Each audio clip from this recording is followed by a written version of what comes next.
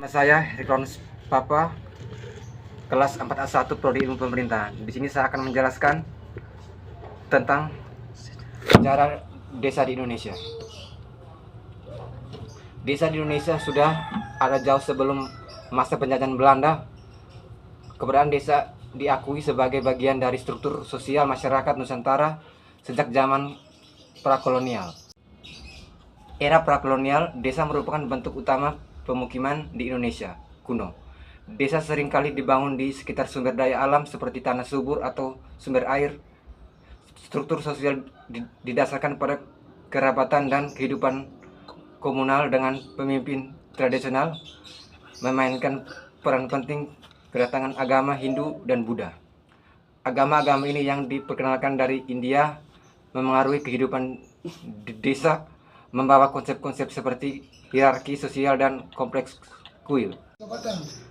Perbedaan mencolok dari desa di Indonesia pada sebagai periode sejarah mencerminkan perubahan dalam sistem pemerintahan, kebijakan, dan peran desa dalam masyarakat. Berikut adalah tujuan perbedaan desa pada zaman penjajahan Orde Baru, Reformasi, dan saat ini. 1. Zaman penjajahan. Struktur desa. Desa digunakan oleh penjajahan terutama Belanda sebagai alat administrasi untuk mengontrol masyarakat lokal. Kepala desa bertugas mengumpulkan pajak dan memenuhi kebutuhan pemerintahan kolonial. Kehidupan desa berfungsi sebagai pusat agraris dengan masyarakat yang bergantung pada pertanian. Namun eksploitasi sumber daya oleh penjajahan sering kali merugikan masyarakat desa. Keterlibatan masyarakat, berpartisipasi masyarakat dalam mengambilkan keputusan sangat terbatas karena desa lebih diarahkan untuk melayani kepentingan penjajah. Yang kedua, Orde Baru, sentralisasi kekuasaan. Desa kehilangan otonomi karena kebijakan sentralistik di bawah pemerintahan Orde Baru. Desa diatur secara seragam melalui Undang-Undang Nomor 5 Tahun 1979 yang menghapuskan keberagaman adat dan budaya lokal dalam mengelolakan desa.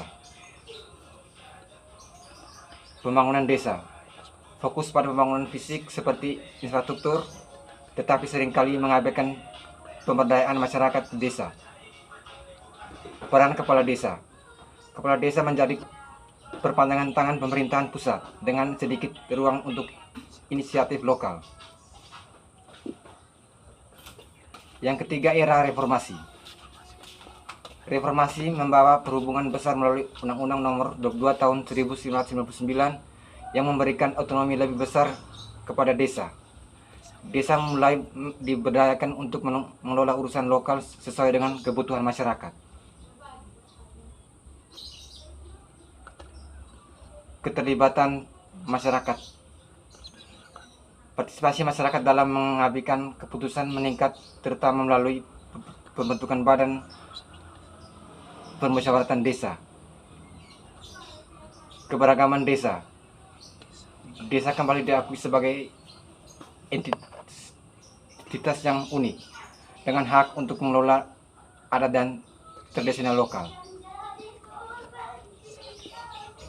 Yang keempat, saat ini yang lebih kuat, Undang-Undang Nomor 6 Tahun 2015 tentang desa memberikan desa kewenangan yang lebih besar termasuk pengelolaan dana desa untuk membangun dan memberdayakan masyarakat.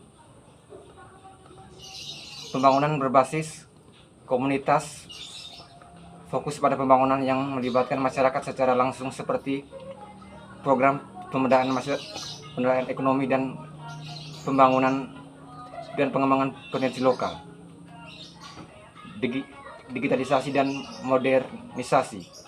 Desa memanfaatkan teknologi untuk pelayanan publik seperti administrasi berbasis digital dan promosi potensi desa melalui media sosial.